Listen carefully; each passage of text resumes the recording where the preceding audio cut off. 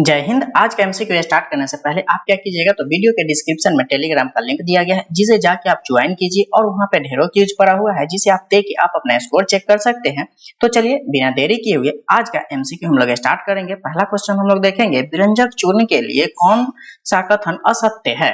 विरंजक चूर्ण के लिए कौन सा कथन असत्य है? तो यह जो है असत्य जो है जल में अधिक विलय होता है, यह जो है असत्य होगा। तो इसका सही आंसर होगा ऑप्शन नंबर ए।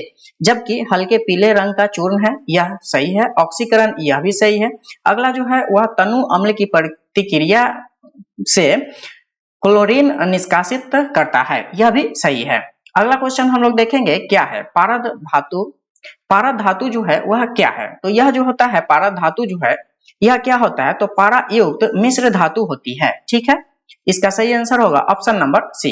अगला क्वेश्चन हम लोग देखेंगे क्या है, जल से बाहर निकाले जाने पर मछलियां मर जाती है, क्योंकि?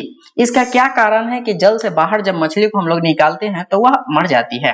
तो इसका सही आंसर होगा वे श्वास नहीं ले पाती है, यानी श्वसन की क्रिया वह नहीं कर पाती है। तो इसका सही आंसर होगा ऑप्शन नंबर सी।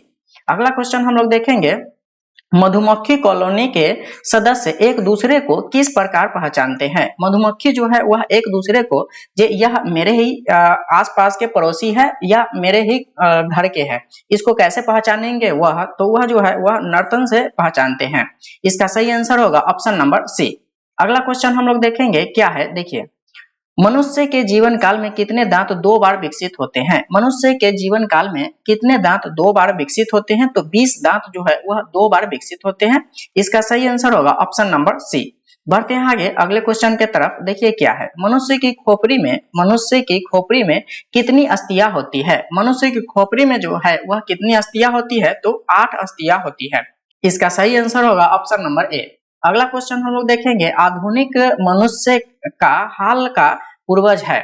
आधुनिक मनुष्य का हाल का पूर्वज जो है वह कौन है? तो क्रो-मैग्ना मनुष्य होता है। कौन है? क्रो-मैग्नान जो है वही मनुष्य है। इसका सही आंसर होगा ऑप्शन नंबर बी। अगला क्वेश्चन हम लोग देखेंगे, माँ पौधे की भांति पौधा मिलता है। माँ पौधे की भांति पौधा मिलता है, तो वह जो है बीज से भी एक पौधा मिलेगा और तना काट से भी एक पौधा मिलता है। तो इसका सही आंसर होगा दोनों। क्या होगा? दोनों। तो ऑप्शन नंबर सी। बढ़ते हैं आगे अगला क्वेश्चन देखेंगे हम लोग, 80% से अधिक सेल में पाए जाने वाला पदार्थ है। 80% से अधिक सेल में पाए जाने वाला जो पदार्थ है वह कौन है? तो जल है। कौन सा है? जल। इसका सही आंसर होगा ऑप्शन नंबर डी। अगला क्वेश्चन हम लोग देखेंगे, इंसुलिन प्राप्त होता है। इंसुलिन जो है वह कहां से प्राप्त होता है? तो वह जो है वह डहेलिया की जड़ से होता है। इसका सही आंसर होगा ऑप्शन नंबर बी। अगला क्वेश्चन हम लोग देखेंगे क्या है, हरगोविंद खुराना की किस आविष्कार के लिए सम्मानित किया गया? हरगोविंद खुराना साहब को किस आविष्कार के लिए उन्हें सम्मानित किया गया था? तो वह जो है वह जीन के संश्लेषण के लिए उन्हें सम्मानित किया गया था। इसका सही आंसर होगा ऑप्शन नंबर बी।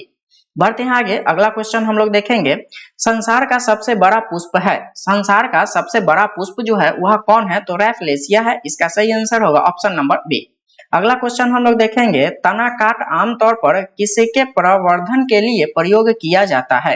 तना काट आमतौर पर किसके प्रवर्धन के लिए प्रयोग किया जाता है? तो वह जो है वह गन्ना के लिए है। इसका सही आंसर होगा ऑप्शन नंबर बी। अगला क्वेश्चन हम लोग देखेंगे, मटर पौधा है। मटर पौधा जो है वह एक क्या है? तो मटर पौधा जो है वह क्या होता है? शाक होता है। इसका सही आंसर होगा ऑप्शन नंबर ए। अगला क्वेश्चन है, विकास का मुख्य कारक है। विकास का मुख्य कारक क्या होता है? तो यह जो है उत्परिवर्तन होता है। इसका सही आंसर होगा ऑप्शन नंबर ए। अगला क्वेश्चन हम लोग देखेंगे, मनुष्य के शरीर में पैर की हड्डी कैसी होती है? मनुष्य के शरीर में पैर की जो हड्डी है वह कैसी होती है? तो खोखली होती है। इसका सही आंसर होगा ऑप्शन नंबर ए। बढ़ते हैं आगे अगले क्वेश्चन के तरफ। देखिए क्या है, भौतिक परिवर्तन का एक उदाहरण है।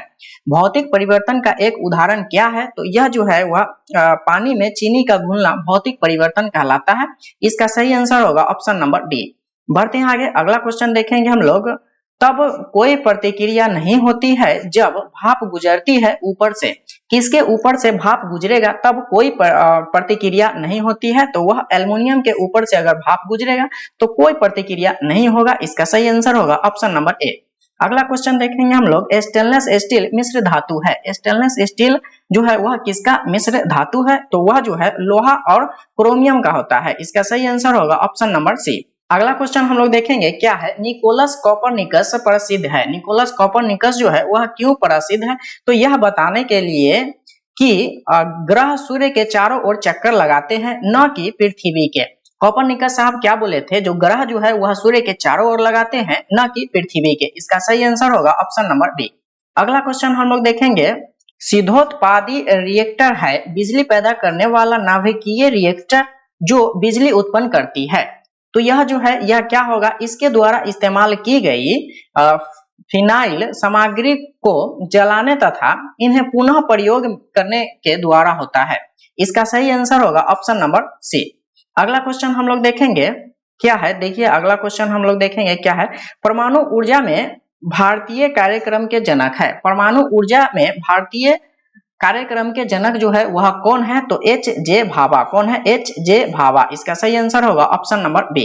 बढ़ते हैं आगे, अगला क्वेश्चन हम लोग देखेंगे क्या है, देखिए अंतरिक्ष विज्ञान पर अनुसंधान और विकास का श्रेय जाता है। अंतरिक्ष विज्ञान पर अनुसंधान और विकास का श्रेय जो है वह किन्हें जाता है, तो वी साराभाई को, यानी विक्रम साराभाई को। इसका सही आंसर होगा ऑप्शन नंबर बी।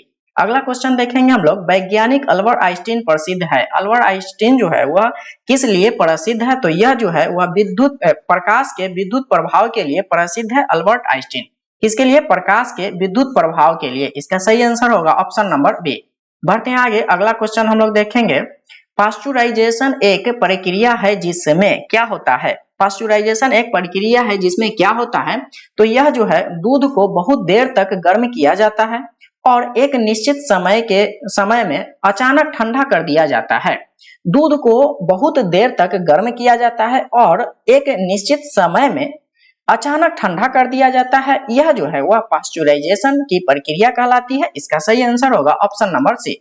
अगला क्वेश्चन हम लोग देखेंगे क्या है, देखिए एम्फीबिया बताता है। एम्फीबिया जो है वह क्या बताता है, तो एम्फीबिया जो है वह बताता है जल और स्थल दोनों पर रह सकने वाले पशु को।